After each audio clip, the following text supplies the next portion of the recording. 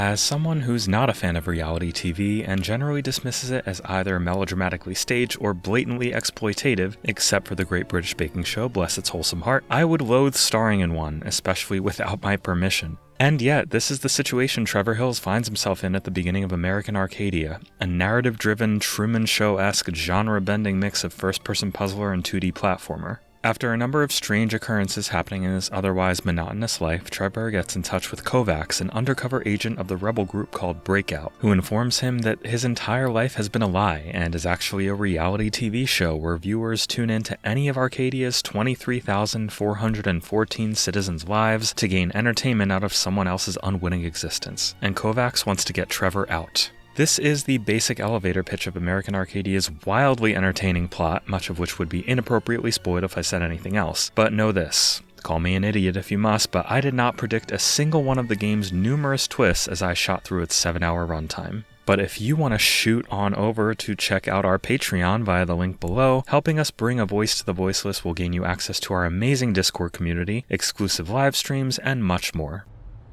Kovacs, I was wondering, wouldn't it have been easier if you just entered Arcadia like a regular tourist and simply handed me the badge? The basic structure of American Arcadia is this. In each of the game's 7 chapters, you'll switch between playing as Trevor in 2D puzzle platformer segments and playing as Kovacs to solve escape room-esque puzzles from a first-person perspective. Kovacs is watching Trevor through a monitor most of the time, so the game will often throw segments at you where you'll play as Trevor and hack key objects in the environment as Kovacs simultaneously. This leads to some amazing sequences that I also don't want to spoil, but let me just say that one scene's combination of a stealth sequence with a timed interrogation was super suspenseful and a unique standout. Let me get one thing out of the way though, because I don't want to gush about this story without throwing out one key caveat. If you're one to analyze every plot point for consistency with every other or pore over gaps in logic, American Arcadia's story may drive you crazy. It probably has at least one twist too many and runs on the fuel of constant conveniences early and often. This bugged me a bit at first, but enough disbelief was continuously suspended that I just let myself have fun and not worry about the details. Its reliance on action movie logic throughout most of its runtime works though, because it feels like an elaborately improvised heist, frequently throwing interesting twists and unique challenges at you just when you think you know where it's going. The game's actors really sell it too. Trevor's voice will be immediately recognizable to many as Yuri Lowenthal from the little-known hidden gem known as Insomniac's Spider-Man series, and he gives this role his all, embodying Trevor so effectively as a completely average and deeply unadventurous man whose life is thrown into disarray as he questions his entire existence. Trevor Hills, 28, senior account manager at INAC, although I'm not sure about that anymore.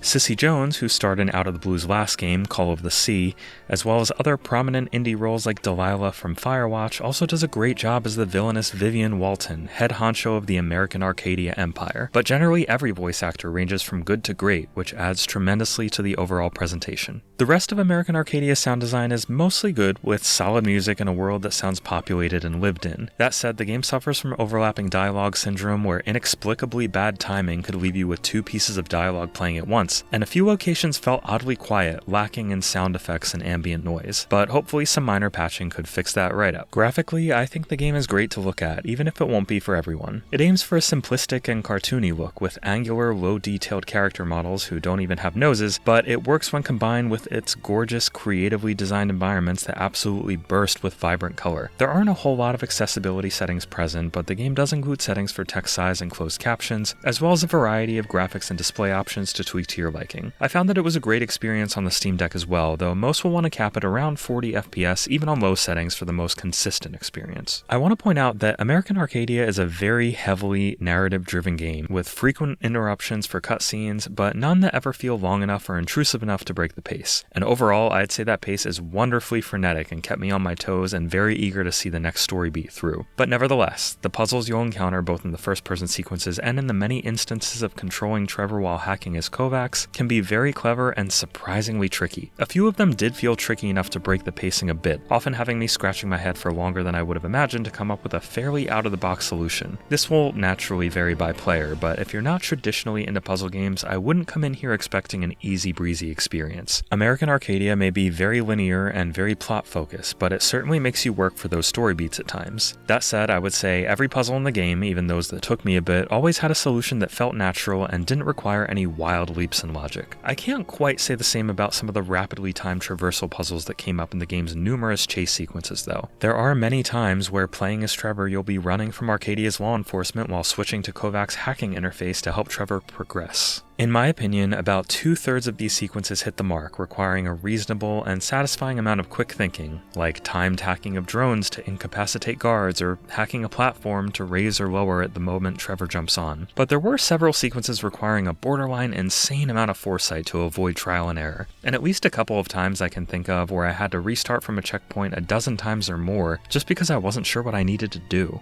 As frustrating as these sequences are, they were also pretty infrequent and minor enough to not significantly hurt the overall experience. I enjoyed most of American Arcadia's puzzle sequences and platforming tremendously, and even though most of the gameplay doesn't break any established molds, the constantly creative level design on display ensured I never felt it get repetitive or stale. There's not much more to say about American Arcadia without spoiling the experience, but I will say that even in a year absolutely stacked with exemplary video games, this one stands tall and really shouldn't be missed. Its plot, while filled with the contrivances you'd expect of a tongue-in-cheek caper, is incredibly captivating from beginning to end without slouching on puzzle design or interesting platforming sequences. There are minor frustrations to be had with some of the trickier puzzles, but anybody even mildly interested should absolutely give this a go. I'm awarding American Arcadia with a Silver Genie lamp. Hello? Hello? Hey, you in Group 6, pal? A PA called Group 6 to the bus stop just a few minutes ago. Oh, really? Thank you so much. You're welcome. Oh, and by the way, I have to say your look is amazing, man. Straight from the good old 70s. Thank you.